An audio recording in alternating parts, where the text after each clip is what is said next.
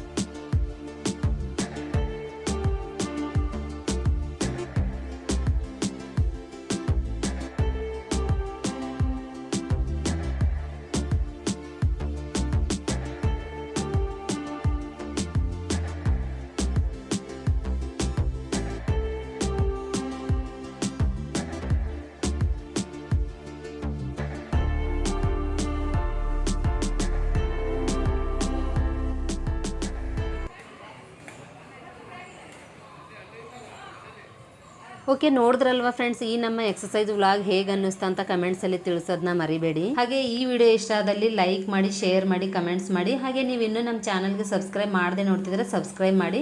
ಪಕ್ಕದಲ್ಲಿರುವ bell icon all ಅನ್ನೋ ಆಪ್ಷನ್ ಮೇಲೆ ಕ್ಲಿಕ್ ಮಾಡೋದ್ರಿಂದ ನಾನು ಹಾಕೋ ಎಲ್ಲ ವಿಡಿಯೋ ನೋಟಿಫಿಕೇಶನ್ ನಿಮ್ಮ ಮೊಬೈಲ್ಗೆ ತಕ್ಷಣ ಸಿಗುತ್ತೆ ಅಂತ ಹೇಳ್ತಾ ಈ ವಿಡಿಯೋನ ನಾನು ಇಲ್ಲಿಗೆ ಎಂಡ್ ಮಾಡ್ತಾ ಇದ್ದೀನಿ. ನೆಕ್ಸ್ಟ್ ವಿಡಿಯೋದಲ್ಲಿ ಸಿಗ್ತೀನಿ. ಅಲ್ಲಿವರೆಗೂ ಬಾಯ್, ಟೇಕ್ ಕೇರ್.